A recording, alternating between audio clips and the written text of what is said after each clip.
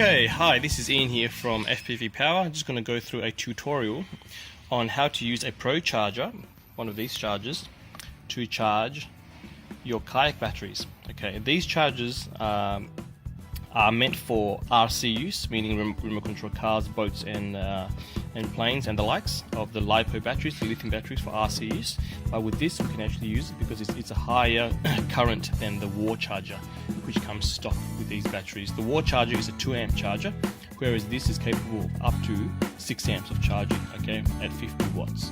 So when the battery is coming to full, you won't be getting 6 amps, as the wattage will be amps times volts equals watts. So that will basically trickle down, and it gets lower, and as the charger senses the battery is getting full, it will trickle charge the current. It gets lower and lower just to top it up, okay? The term trickle charge doesn't mean trickling as in lead acid, but what I'm trying to say is it will just dwindle down. The amperage will drop just to top it up, okay? You give it full punch when the battery is flat, but it will slow down with the current as it's top it up to full. What comes included is charger, adapter, power point that powers this. There's no on-off switch. You just basically plug it in and it turns on. We will supply you with a lead, which we have actually made for this, so that you can plug it in from the side. It's 2 banana plugs. Ignore that other port. It's only needed if you're using LiPo batteries for RC cars, boats, or planes, and the likes of those. So that's the normal plug that you plug into here to your battery connection, and focus on here. Focus, there we go. You can see LiPo charge. LiPo charge. Do not go to any other menus. To change the menu, you press this. This is basically the home level, the root level, right down here. So that just goes through everything. So if you ever get mixed up with the program, just keep pressing the red button until you find LiPo battery. LiPo battery is what we want to use.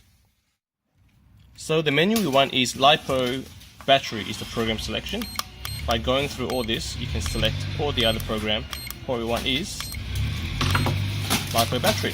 And then you click on the enter, the green button, or start, enter, and then that brings you to this screen, LiPo charge. Now if you press the left and right, you can got all the other LiPo, all the other functions of a LiPo charge. You can go LiPo storage, LiPo discharge, etc.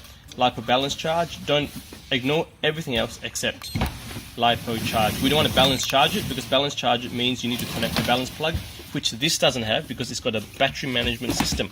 RC use doesn't need a battery management system. They've got a balance lead, which this is your battery management system on charging. And the discharging for RC use, the plane or the boat or the car will cut off when it's low on the ESC. So that's a different topic altogether. So we go back to LiPo charge. And like I said, if you get mixed up with the menu, just hit the red button. That brings you back to the home screen, and then you can go through it and find LiPo battery. So with the menu selection, do not use this battery chemistry, do not use NiCad, do not use lead acid, do not use use LiPo battery. Even though it's lithium ion, L-I-I-O, ignore that. That will not work with these, okay? The voltage of these lithium ion is the same voltage as the LiPo. So what we really want is LiPo battery. So make sure you select LiPo battery, very important. Enter. LiPo charge, 3S. Very important you do 3S, because a 3S is they are 3.7 volts per cell. So 3.7 times 3 is 11.1. So 3S just means 12 volts. Okay, so we wouldn't have to explain all that. Just remember 3S is what you want. 2S is too low, 4S is too high. So select 3S and ignore the C. That's basically the C rating. So ignore that and just focus on the amperage, 6 amps. With the 17.5 amp hour battery, always select 6 amps. On the smaller brother, which is the 7 amp hour, you want to go half of 7 amp hour. So you go boom. See, the first button after pressing green will flash the 3S. You can go up and down. You can charge up to a 6S, which is like a 25 volt battery, 24 volt battery. So we go 3S, and you press enter again, and ignore this. That is basically the capacity. Well, if you want to do the capacity, I guess you can. just click on until you get the 17.5 amp. So that's 12, 13,000 milliamps, 15, 16, 17,000. Boom.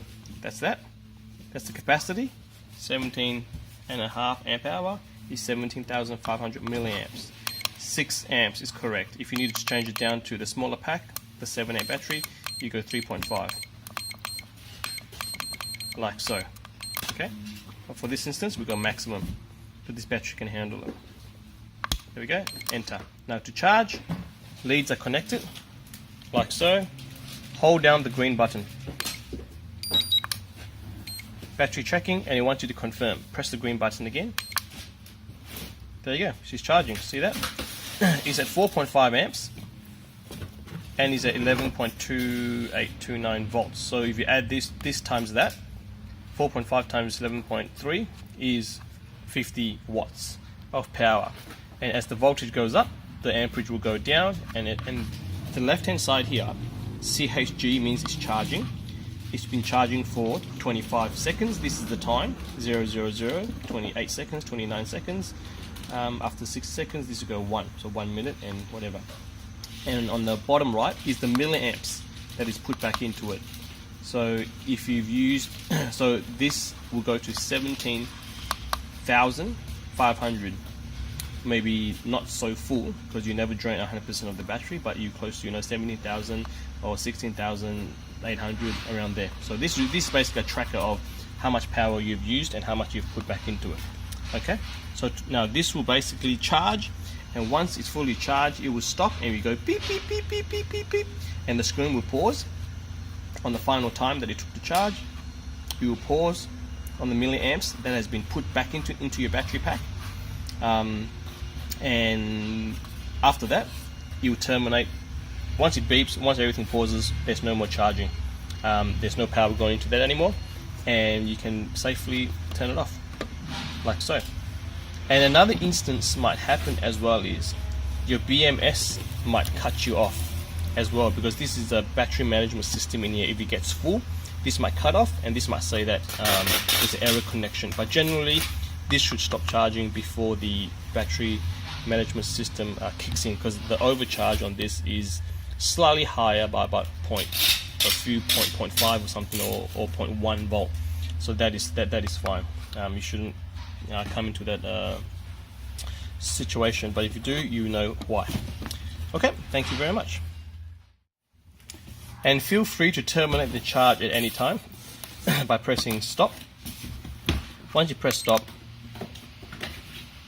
so that activates the screen, and you stop. So once it's stopped, nothing is charging. No timer, no amperage, no milliamp count. So this is basically not charging anymore, and you're good to go from there. So always charge on a hard surface, a fireproof surface, and also try not to put it on carpet, which is, because this gets warmed. And always monitor, always have visual. Never charge your batteries and go for a walk, go shopping. Always monitor and always watch your battery charging. That's just the basic rule that we want to lay down of safety procedures. Always monitor your charge. You might not be able to sit there and watch it for 24 hours, but at least it's there on the kitchen table or something where it's hard surface, and you're walking past. Yep, so that's it. Generally, the smart chargers are very smart, but once again, accidents do happen, but always monitor, always safety.